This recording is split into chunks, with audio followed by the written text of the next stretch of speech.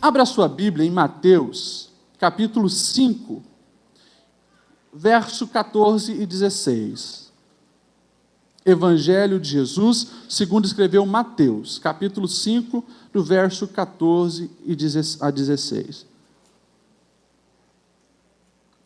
Nós temos refletido sobre passos para a vitória. Esse é o 6º passo que nós vamos falar. Falamos sobre entrega total, obediência incondicional, vencendo as tentações, o princípio da honra, perseverança. E hoje nós falaremos sobre compreendendo o propósito da bênção. Compreendendo o propósito da bênção. Mateus 5, do 14 ao 16 diz: vocês são a luz do mundo. Não se pode esconder uma cidade construída sobre um monte. E também ninguém acende uma candeia e a coloca debaixo de uma vasilha. Ao contrário, coloca no lugar apropriado e assim ilumina a todos os que estão na casa. Verso 16: assim brilhe a luz de vocês diante dos homens, para que vejam as suas boas obras e glorifiquem ao Pai que está nos céus. Amém? Antes de sentar, fala para quem está do seu lado assim, ó: você nasceu para brilhar. E daí pode se assentar.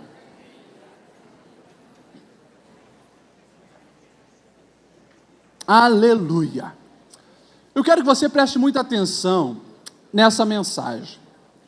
Compreendendo o propósito da bênção. Quando o teu vizinho aí falou para você, você nasceu para brilhar, o que você entendeu? O que passou na sua cabeça? Eu nasci para brilhar? Alguns eu vou ter que jogar um balde de água fria. Você não nasceu para brilhar como a mídia diz. Ah, porque você nasceu para ser uma estrela, todo mundo vai te aplaudir, você terá muitas pessoas seguindo você para pegar um autógrafo, tirar uma foto com você. Não estou falando nesse sentido. O texto é muito claro. Você nasceu para brilhar no sentido como essa luz que nós temos aqui está brilhando, para iluminar esse ambiente e fazer ele um ambiente agradável, onde proporciona para a gente visibilidade. Ou seja, nós nascemos para brilhar nesse sentido, não para que nós venhamos ser estrela, mas para que nós venhamos abençoar aqueles que estão perto de nós. É nesse sentido que você nasceu para brilhar. Nós precisamos olhar para esse texto, e aqui o texto é muito claro, Jesus que está dizendo isso, ele diz: olha, vocês quem? Vocês que seguem a mim, vocês são a luz do mundo. Não se pega uma luz, isso daí Jesus ainda desenhou o quadro, não se pega uma luz numa casa, e naquele tempo era uma lamparina, né, onde botava óleo, a lamparina, ele diz: não pega a lamparina, coloca na mesa e uma vasilha em cima, não, mas pega aquela lamparina e coloca num lugar alto, para que ela venha iluminar todo o ambiente. E Jesus falou: vocês são essa lamparina, vocês existem para iluminar o mundo de trevas aonde vocês existem. Muitas pessoas, muitos de nós, não recebemos a bênção de Deus, sabe por quê? Porque nós não estamos preparados para receber a bênção de Deus. Eu tenho um filho de 5 anos, o Kenidiel, 5 anos, e ele já algumas vezes pediu para mim, sabe o quê? Pai, eu quero um iPad, eu quero um tablet, 5 anos. Um tablet tem acesso à internet, um tablet, né, por mais que tenha os joguinhos para criança, tem muita coisa que pode entrar ali negativa. Eu devo dar um tablet para o meu filho ou não? Poxa, mas eu amo tanto ele. Agora, as consequências disso podem ser extremamente negativas, sabe por quê? Porque ele ainda não está apto para lidar com aquela tecnologia. A minha filha de 4 anos já pediu uma televisão só para ela. Você imagine, se eu coloco uma televisão no quarto dela só para ela, uma criança de 4 anos, com tanta porcaria que tem lá, ela não está apta ainda para discernir o certo do errado. consequentemente, o pedido deles, que para eles, nossa, é uma bênção se o papai me dá, vai se tornar uma maldição. Eu já falei para ela, nem nos 4, nem nos 14, nem nos 24 você vai ter uma televisão no seu quarto sozinho. Enquanto estiver aqui, não. Irmãos, a mesma coisa acontece com cada um de nós. Muitas vezes nós não recebemos a bênção de Deus porque nós ainda não estamos prontos para receber essa bênção. Quando olhamos para várias passagens da Bíblia, a gente pode perceber 3 verdades que nós precisamos aprender para compreender o propósito da bênção. A primeira é justamente isso. Toda bênção, ela tem um propósito. Se você observar na Bíblia, tem um livro chamado Esther e vai contar a história de uma moça que se tornou rainha. Naquele império, o Império Persa, você vai ver um rei chamado Assuero, um rei bobão, que queria exibir os seus bens. E chamava os seus convidados para beber, encher a cara e se gabava. Olha o que eu construí aqui, olha o que eu fiz acolá, olha como eu sou bom. E certo dia ele tinha uma esposa chamada Vasti, e ele tentou também exibir ela para os convidados, porque ela era uma mulher muito bonita. Só que ela bateu o pé e disse, não, eu não vou. O que eu vou fazer no mundo daquele bando de bêbado lá? Não vou. O que aconteceu? Ele dispôs ela, abandonou ela, ela perdeu o posto de rainha. E o rei recebeu um conselho, rei, você é o rei, você pode escolher qualquer mulher, então vamos fazer um concurso de beleza, para ver a mulher mais bonita, mais preparada, para tomar o lugar de Vasti e ser a rainha. Como Deus, ele tem os seus planos, lá no meio daquele governo tinha uma moça, jovem, virgem, chamada Esther, nova ainda, e passa a primeira fase do concurso, a segunda, a terceira, passa todas as fases. Quem é eleita a rainha? Essa jovem, uma jovem judia chamada Esther. Essa jovem, ela tinha sido criada por Mardoqueu, que era o tio dela. Um homem que seguia à risca os ensinamentos do Senhor, e um dos ensinamentos dizia para não adorar homens, se prostrar em veneração diante de homens. Lá no império do rei Assuero, tinha um homem chamado Amã, e ele gostava de bajulação. Ele gostava que quando ele passasse pela rua, todo mundo se curvasse perante ele e prestasse honra. Mas Mardoqueu, o tio da Esther, não fazia isso. Aconteceu que então, aquele homem, Amã, muito astuto, chegou para o rei e disse, rei, tem um povo aí que não tem te adorado da maneira certa, tem sido problema, causado confusão aí no nosso império, a gente tem que acabar com essa raça. O rei, confiando em Amã, dá o anel, Amã vai lá, faz um decreto para matar todos os judeus, sem saber ele que a própria esposa do rei agora, a Esther, aquela moça, ela era judia. Enfim, quando essa notícia chega, o povo judeu sofre, e Mardoqueu também coloca a roupa de saco, fica angustiado, e chega a notícia aos ouvidos de Esther que aquele tio dela estava naquela situação, angustiado, triste, cabisbaixo, e ela fica sabendo que todos os judeus seriam exterminados da terra. Então, ela conversa, manda as mensagens para o seu tio e tal, e no versículo de número 14 do capítulo 4, eu acho extremamente interessante a fala de Mardoqueu para Esther. Num dos recados que ele manda para ela, ele diz assim, olha Esther, você não percebeu que é para um momento como este que você chegou à posição de rainha? E aqui nós começamos a ver o propósito de Deus de ter colocado a Esther no trono como rainha. A história vai se desenrolar e a gente vai ver que justamente os judeus não são exterminados da terra, porque a bênção de Esther ter se tornado rainha tinha um propósito. Qual o propósito? A libertação do povo judeu. Fica muito claro, meus irmãos, que no agir e no movimentar de Deus na nossa história, as bênçãos que Ele dá tem sempre um propósito por trás, inclusive a bênção de salvação. Se você olhar a libertação daquele endemoniado gadareno, Ele depois quer seguir a Jesus. Jesus olha para ele e revela um propósito. Vai para a tua casa e pregue para eles, e mostra para eles o que eu fiz na sua vida. Ele vai, e lá então nós vemos uma grande transformação pela cidade onde ele passou e na sua casa. Sempre há um propósito de Deus por trás de todas as bênçãos que nós recebemos. No começo do ano, eu fui abençoado com um aumento salarial. E eu já sabia, que alguma coisa eu deveria fazer, porque eu estava sendo abençoado, como nós cantamos, para abençoar. E já faz alguns anos que eu e a minha família, nós colocamos um propósito de sustentar uma outra família no campo missionário. E já é o 4º ano, mais ou menos, que a gente sustenta uma família lá em Cuba, para pregar o evangelho lá.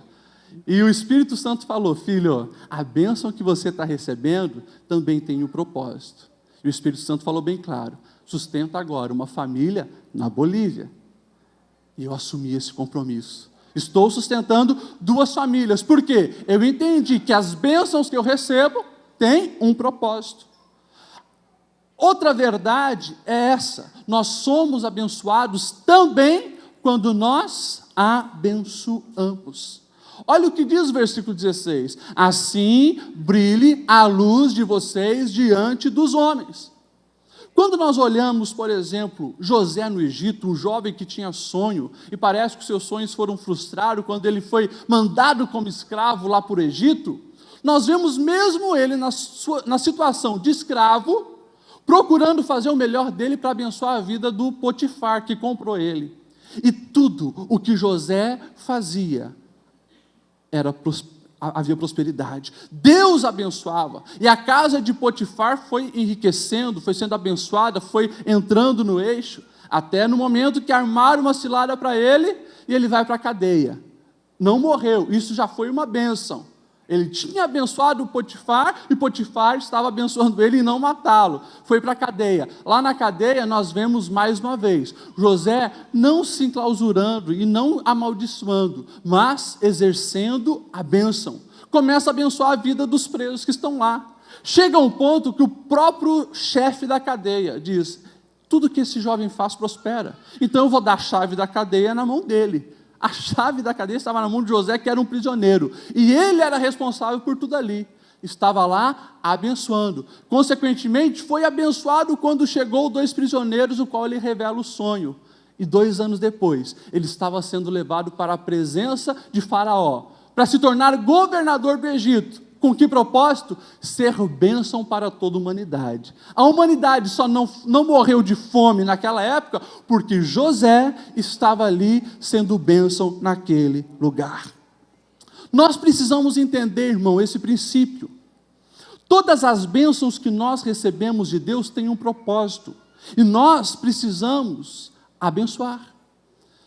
Na geografia bíblica, nós vemos um exemplo muito lindo disso, que é o Rio Jordão, um rio que vem no seu leito enriquecendo as margens, gerando plantação, gerando vida por onde passa. O Rio Jordão, ele entra, mas sai também água, desemboca lá no Mar Morto. Agora, o Mar Morto, ele não desemboca para lugar nenhum. O Mar Morto, ele é um mar que só recebe. Consequentemente, o nome já diz, Mar Morto. Não tem vida no Mar Morto. E essa é uma ilustração para cada um de nós.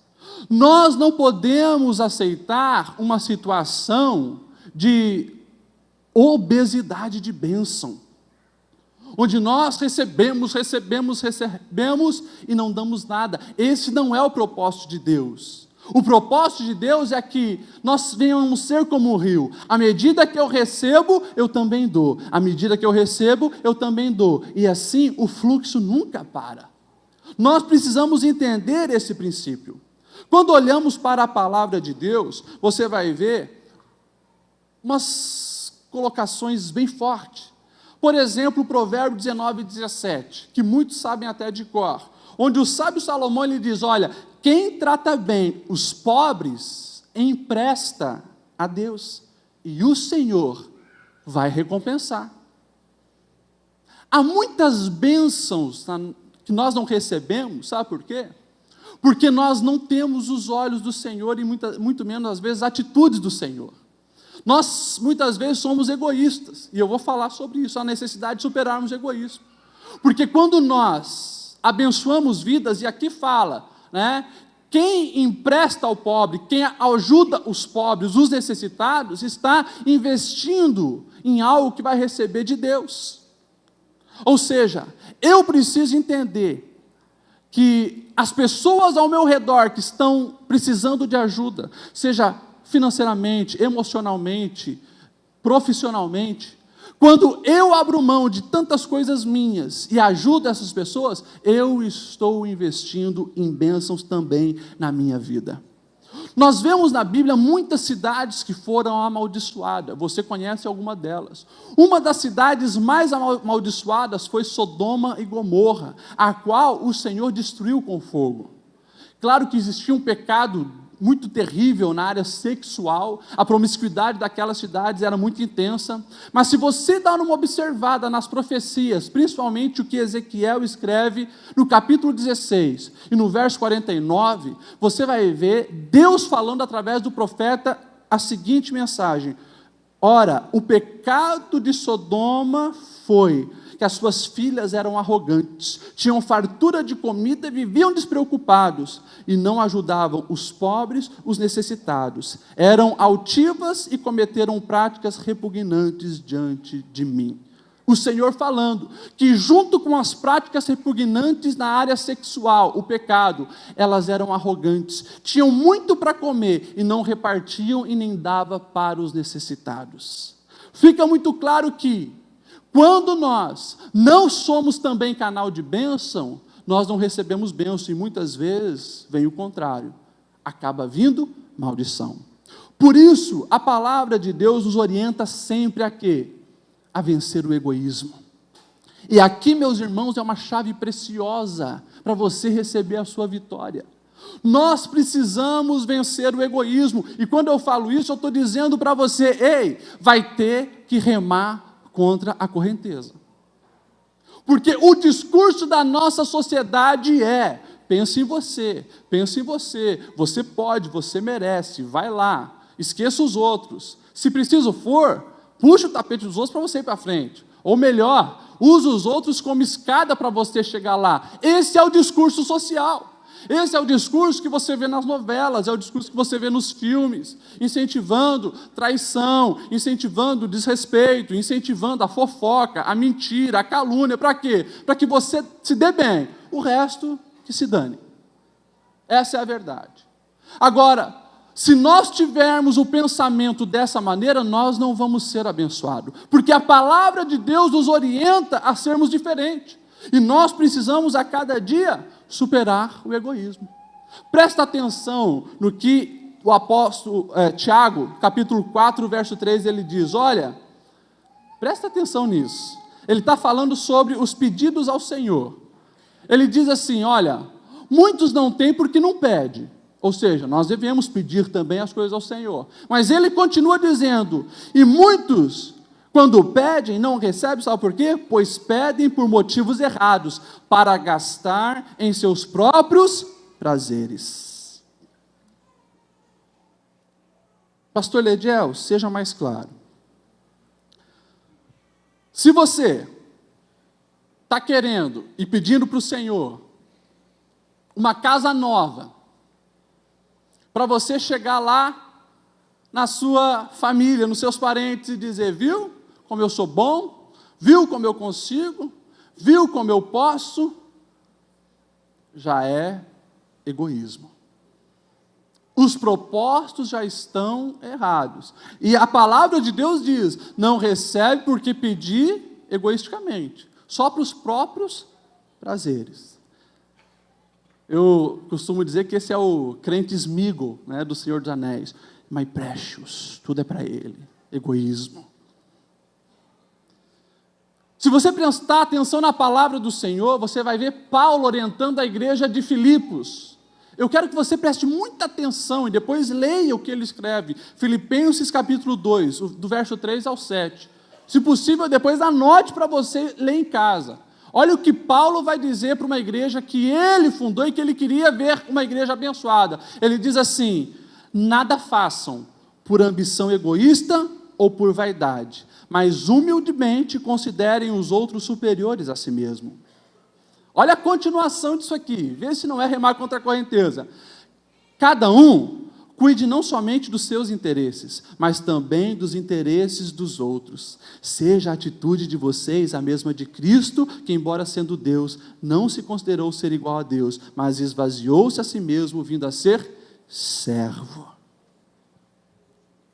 Isso aqui é muito forte, meus irmãos. E aqui eu estou deixando bem claro, muitos de nós não recebemos as bênçãos porque nós estamos pensando de maneira egoísta.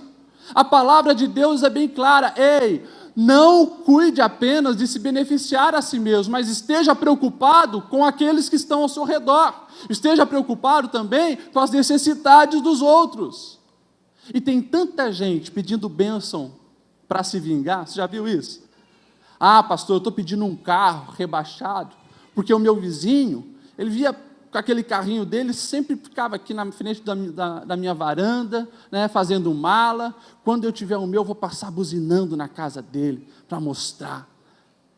Que é bênção para se vingar. Tem pessoas que pedem: olha, eu quero que Deus me dê bastante saúde física, eu quero arrebentar a cara daquele cara que fez aquilo comigo. Irmão, esse é o tipo de bênção que você não vai receber. Todas as bênçãos têm um propósito de também resultar em bênção. Você é abençoado para ser abençoador. Abençoador. Quando nós olhamos para todos os detalhes da palavra de Deus, nós vamos ver isso claramente. Jesus, ele diz para que nós venhamos fazer aos outros aquilo que nós desejamos para nós mesmos. Ou seja, não faça nada para ninguém que você não deseja para si mesmo. Ou seja, se importa também com os outros como você se importa contigo.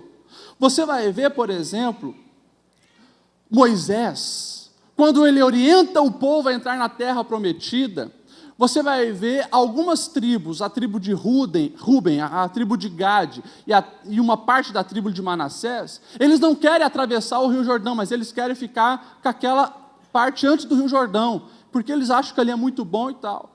Daí sabe o que Moisés orienta eles? Então tá bom, vocês podem então já ficar com a sua herança, essa terra já está conquistada, lá não. Mas quando chegar o dia de atravessar o Rio Jordão, vocês que vão poder deixar as esposas e os filhos seguros aqui, vocês ocuparão a frente da batalha. Vocês lutarão junto com os seus irmãos de Israel, pela terra que eles também estão esperando. Olha só, a lei de Deus deixando claro a importância de nós nos preocuparmos com o bem dos outros. Ou seja, se você conseguiu chegar a um lugar de bênção, lute também para que os seus irmãos cheguem lá, mas não pense egoisticamente. Eu poderia citar muitos versículos, só que o tempo já foi, mas eu gostaria de citar o exemplo de Dorcas. Atos capítulo 9 vai contar a história de uma mulher que mostra justamente o potencial de quando nós superamos o egoísmo. Dorcas era uma moça jovem que se dedica ao cuidado de viúvas. Viúvas, já falei para os irmãos, no tempo bíblico, era considerada as pessoas assim mais necessitadas, porque numa sociedade machista não tinha quem representasse elas, e elas não podiam sair trabalhar como as mulheres de hoje têm liberdade. Elas eram totalmente necessitadas, carentes, precisavam de ajuda. E Dorcas, então, dedica a sua vida a ajudar as viúvas. Inclusive, ela era costureira, fazia roupas para as viúvas. E Dorcas, por pensar dessa maneira, negando muitas vezes o tempo que podia estar investindo assim para cuidar das viúvas, nós vemos ela recebendo uma bênção de ressurreição.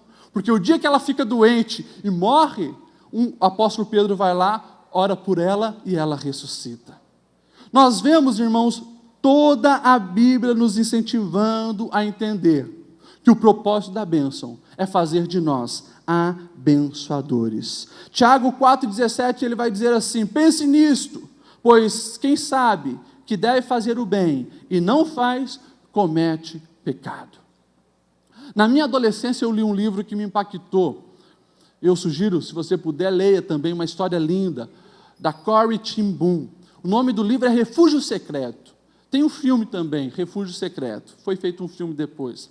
E essa história conta sobre a vida de uma mulher na Holanda, que no período da perseguição nazista, ela, junto com a sua família, começam a esconder os judeus para que eles não viessem morrer. Eles tinham uma relojoaria e eles fazem um quarto secreto, um refúgio secreto, numa parede falsa.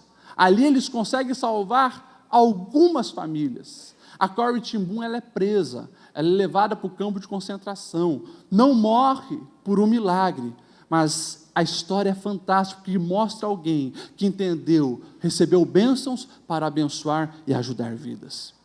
Para concluir, nós temos um exemplo muito lindo que o próprio Jesus disse, do bom samaritano. Jesus conta a história de um homem que foi assaltado enquanto descia de Jerusalém para Jericó, descia, foi assaltado, bateram nele, machucaram aquele homem, passa um sacerdote, alguém que se dizia religioso, alguém que ia na igreja, na verdade, alguém que usava terno de pastor, pegava o microfone e falava, mas passa de lado, não ajuda. Depois passa um levita, alguém que cantava louvores ao Senhor, mas também não se preocupa muito com aquela figura.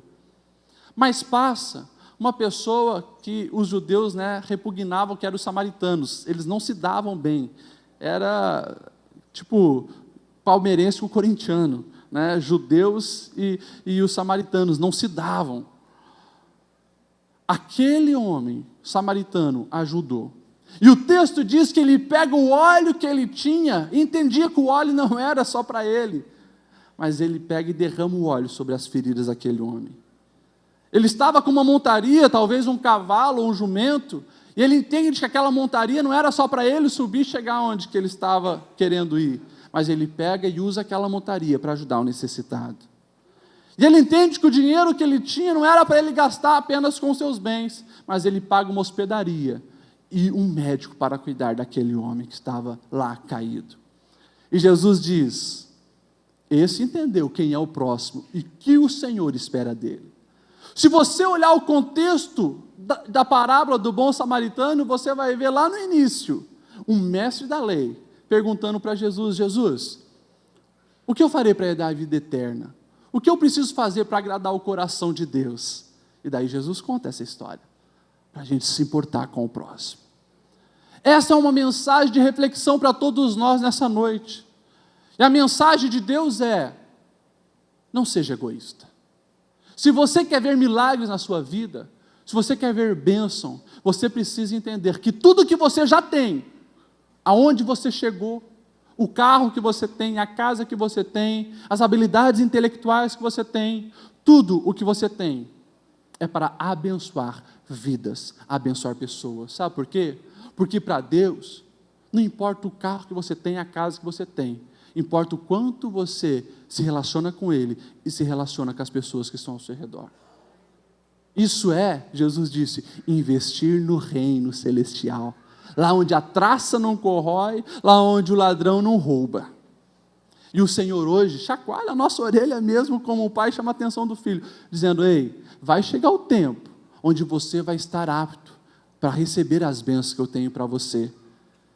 E essa aptidão vem quando nós entendemos que nascemos para ser abençoado, mas não apenas para isso, para abençoar. Vamos se colocar em pé nesse momento e vamos orar? Irmãos, se você começar a praticar esse ensino que você aprendeu hoje, você vai ver milagres acontecer na sua vida. Muitas vezes você não tem entendido, pastor, eu não entendo, eu tenho feito campanha, mas parece que tem barreiras, e o Senhor está falando, já é a sexta mensagem, o sexto passo que nós estamos falando, que nós venhamos praticar isso, amém? Eu quero que você feche os seus olhos nesse momento, e você faça uma oração de confissão ao Senhor, uma oração de arrependimento. Eu sei que em muitos momentos eu fui egoísta, e preciso me cuidar todos os dias para não repetir essa atitude. Nós precisamos todo dia fugir da proposta do mundo para cada um de nós e praticar a vontade de Deus. Pastor Cleito, faça essa oração.